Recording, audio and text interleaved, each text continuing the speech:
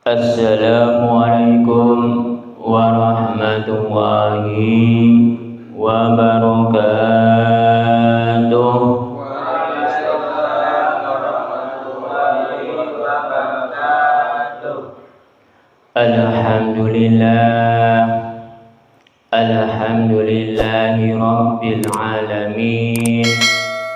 Wa bihi nasta'inu ala umurina waddin.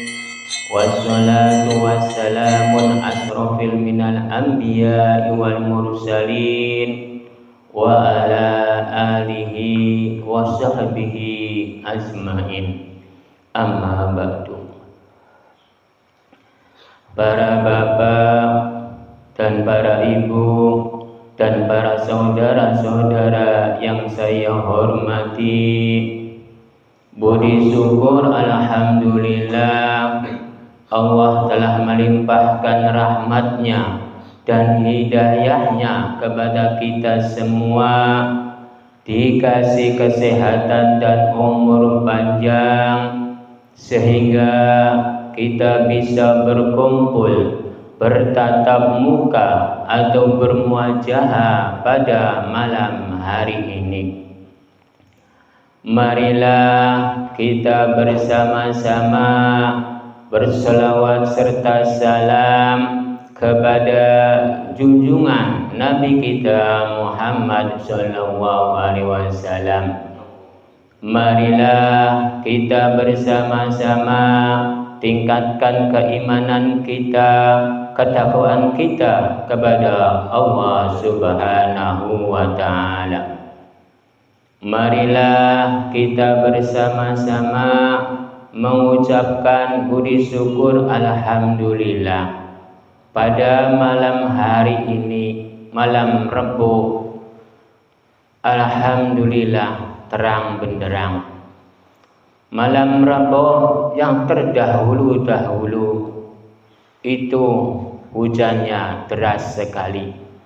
Alhamdulillah pada malam hari ini, malam Rabu, malam hari ini terang benderang, sehingga kita bisa berkumpul, bertatap muka atau bermuajahah pada malam hari ini dalam rangka jamiah tahlil. Pada malam hari ini jamiah tahlil akan membahas di dalam kitab Nurjati. Membahasnya tentang huruf-huruf. Hurufnya yang berbunyi walamma. Walamma ini maknanya lingkungan jalan perjalanan Muhammad. Di dalam kitab Nurjati ini, wawa itu maknanya lingkungan. Kita semua ini berbahagialah pada malam hari ini, lingkungannya terang benderang, sehingga kita semua ini tidak bersusah payah, tidak memakai jas hujan. Kalau hujan, entar bersusah payahnya di perjalanannya, lalu memakai jas hujan. Kalau mengkondisikan lingkungan atau cuaca pada malam hari ini yang terang benderang, berarti kita di dalam lingkungan kebahagiaan. Karena di dalam lingkungan kebahagiaan itu semuanya ada. Lingkungan kebahagiaan itu kita semua ini semuanya merasakan bila dalam keadaannya terang benderang. Lingkungan ini bermacam-macam ragam. Ada lingkungan hujan, ada lingkungan terik matahari atau kemarau. Dulunya bulan-bulan yang lalu lingkungannya kemarau, teriknya matahari. Ini lingkungan bergeser. menjadi lingkungan rendeng kalau bahasa Cirebonnya. Lingkungan hujan. Jadi umat manusianya itu dikasih hujan, dikasih terang. Cuman namanya manusia, kalau hujan terus menggerutu, mengeluh. Kalau enggak hujan-hujan menggerutu, mengeluh. Itu namanya juga manusia. Kalau manusianya itu semuanya karena kepuasannya itu tidak ada batas-batasnya. Kekurangannya tidak ada batas-batasnya kalau manusia. Lingkungan umat manusianya itu semuanya umat manusianya itu ada dua macam. Ada di dalam lingkungan yang pandrimo, sedermo, apa adanya, apa pemberian Gusti. Ada yang suka mengeluh terhadap pemberian Gusti. Gusti itu terhadap umat manusianya itu serba adil. Ada lingkungan hujan, ada lingkungan terang. Kalau lingkungan terang terus, entar airnya itu mencarinya dari mana? Kalau hujan terus, entar kebanjiran, entar kitanya mau kemana? Jadi kita semua ini semuanya di dalam lingkungan yang pandrimo dan tidak pandrimo. Karena segala sesuatu umat manusianya itu pasti ada dua. Ada yang nerima, ada yang tidak atas pemberian Gusti. Itu di dalam wawo jabarwa, maknanya lingkungan. Lalu dilanjutkan dengan lam jabarlah, maknanya jalan. Gusti Allah sudah mengasih jalan dalam keterangan. Karena di kemarau itu pasti ada jalan buat orang. Karena orang mencari jalan itu banyak. Ada yang mengharapkan kemarau, ada yang mengharapkan hujan. Kalau contohnya petani itu mengharapkannya hujan. Kalau tukang pembuat batu bata itu dipastikan menginginkannya itu kemarau. Jadi keinginan umat manusianya itu berbeda-beda. Jalannya juga berbeda-beda. Ada jalan yang menginginkannya terang terus supaya membuat batu batahnya itu lama.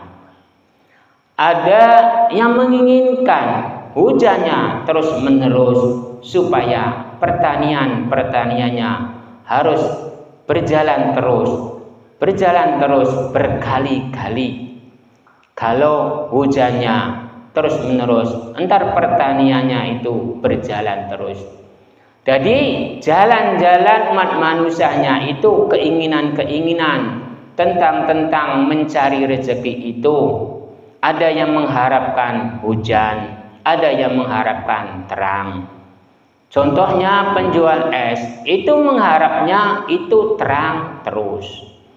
Tapi khususnya pertanian itu mengharapnya hujan. Jadi keinginan umat manusianya itu semuanya ada perbedaan-perbedaannya. Semuanya pasti ada kelebihannya.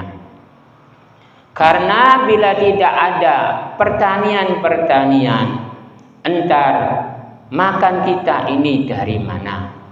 Karena makan kita ini dari pertanian. Kalau tidak terang, entar membuat rumah atau buat tempat-tempat berteduh, entar bagaimana? Kalau tidak ada batu bata, entar susah membuatnya. Jadi keinginan umat manusianya itu bermacam-macam ragam. Jalan umat manusianya pun bermacam-macam ragam. Ada yang mengikuti Nabi, ada yang mengikuti nafsunya. Karena di dalam lam jaberlah maknanya jalan, mim tasdid maknanya perjalanan kanjeng Nabi Muhammad SAW. Ada yang mengikuti perjalanan-perjalanan kanjeng Nabi Muhammad SAW. Ada yang tidak mengikuti perjalanan-perjalanan kanjeng Nabi Muhammad SAW, mengikuti nafsunya, mengikuti egonya, mengikuti keinginannya, mengikuti ingin cita-citanya tercapai bagaimana cara pun. Itu umat manusia. Kalau ajaran-ajaran Nabi Muhammad SAW itu mengajarkannya kebaikan-kebaikan dan kemuliaan-kemuliaan. Yang saya membingungkannya yaitu umatnya, pengikutnya, turunannya yang mengaku turunannya, yaitu seorang Habib. Itu suka mencela, suka mencaci, suka menjelek-jelekan terhadap orang lain. Mengaku dirinya yang paling benar, mengaku dirinya yang paling suci, mengaku dirinya yang paling pintar. Itu yang saya anehkan. Kanjeng Nabi Muhammad SAW itu di dalam perjalanan-perjalanannya itu siarnya kebaikan-kebaikan, kemuliaan-kemuliaan. Lain agama, lain umat, tapi tetap saling hormat, menghormati, saling harga, menghargai. Contohnya lakum dinukum walyadin. Agamamu, agamamu, agama saya, agama saya. Silakan kembangkan agama kamu, aku kembangkan agama saya. Berarti makna bahasa seperti ini, berarti kanjeng Nabi Muhammad SAW ini yang paling bijak, tidak menyalahkan terhadap orang lain, tidak menyalahkan tentang keyakinan-keyakinan orang lain. Karena merasanya kanjeng Nabi Muhammad SAW itu adalah seorang makhluk dan seorang utusan. Karena utusan-utusan Sang Pencipta itu banyak, bukan kanjeng Nabi Muhammad SAW saja.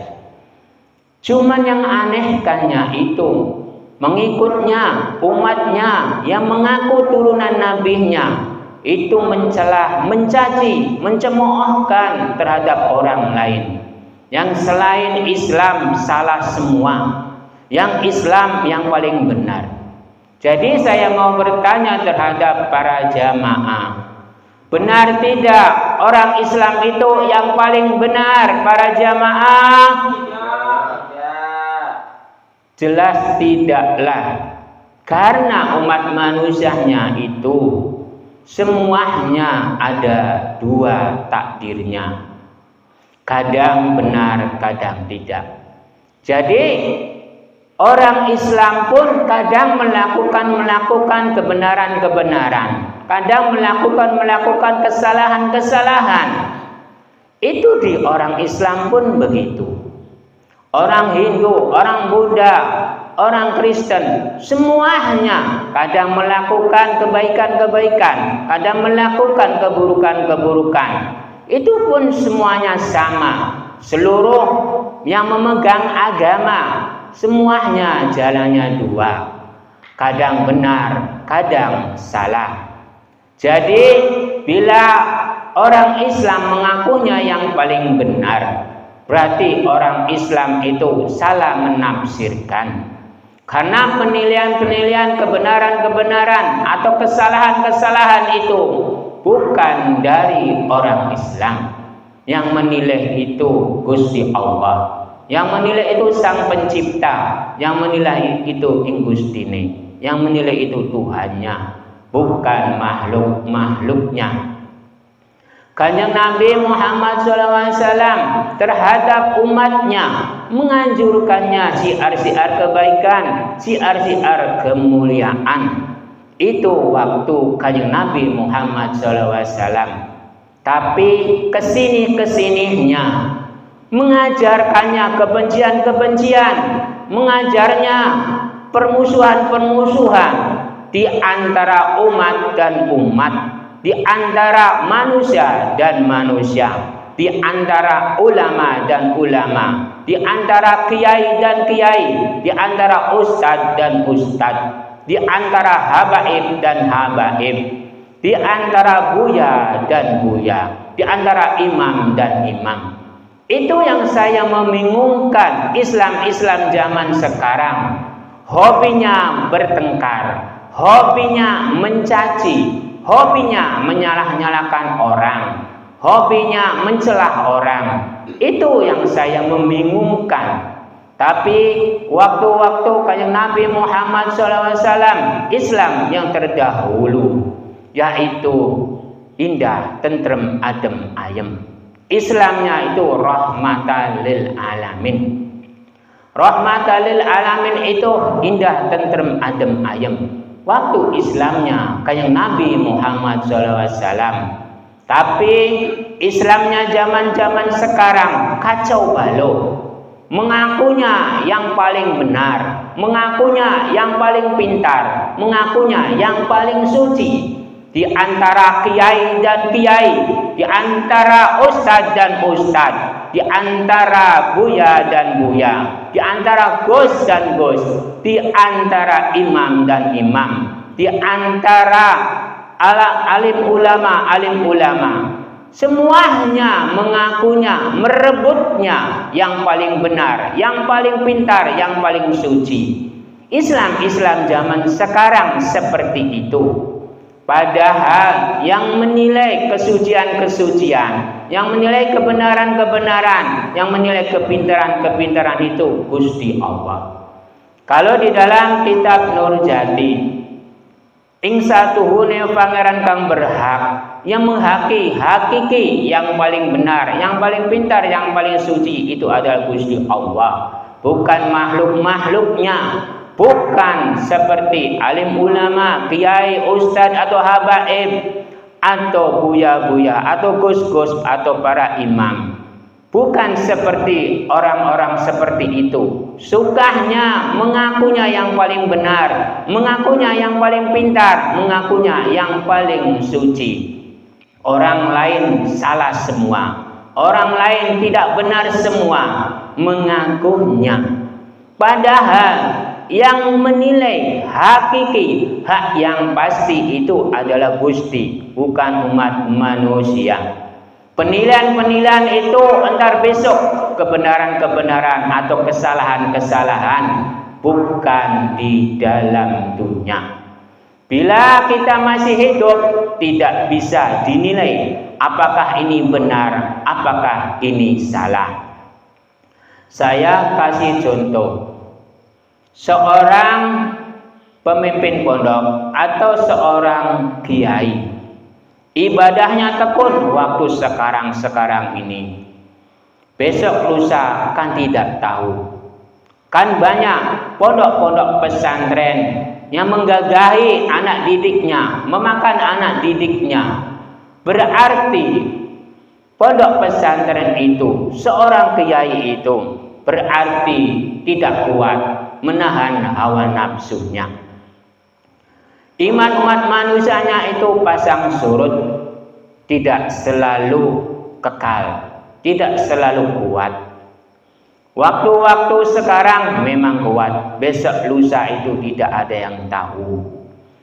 Bila umat manusianya itu yang dinyatakan benar atau yang dinyatakan salah, itu entar besok, bukan di dalam dunia. Karena di dalam dunia ini masih berjalan. Contohnya saya sendiri. Saya belum melakukan ibadah-ibadah sholat atau ibadah-ibadah yang lain. Contohnya. Tapi besok lusa itu tidak ada yang tahu. yang sekarang melakukan ibadah-ibadah, tekun melakukan ibadah sholat atau ibadah-ibadah yang lain, tapi besok lusa belum tentu melakukannya. Jadi kita semua ini jangan salah menyalahkan di antara umat dan umat, di antara umat manusia dan umat manusia, di antara agama dan agama. Seluruh agama-agama itu menganjurkannya semuanya kebaikan-kebaikan. Tidak ada yang mengajarkannya kesalahan-kesalahan, kemudorotan-kemudorotan. Jadi saya mau bertanya terhadap para jamaah, apakah orang Islam itu menganjurkannya untuk mencuri para jamaah? Apakah orang Kristen menganjurkannya untuk mencuri? Apakah orang Buddha menganjurkannya untuk mencuri? Apakah orang Hindu menganjurkannya untuk mencuri? Semuanya agama-agama itu tidak menganjurkannya untuk mencuri, untuk berbuat buruk. Semuanya baik semua, menganjurkannya, mengajarkannya. Agama-agama itu baik semua, tidak ada yang salah. Karena agama-agama itu tidak bisa berbuat apa-apa. Agama itu hanya tulisan agama. Jadi agama itu benar semua, tidak ada yang salah. Yang salah itu manusianya, yang benar juga manusianya. Jadi agama-agama itu tidak ada yang salah, semuanya benar semua. Karena agama-agama itu tidak bisa berbuat apa-apa, hanya sekedar tulisan.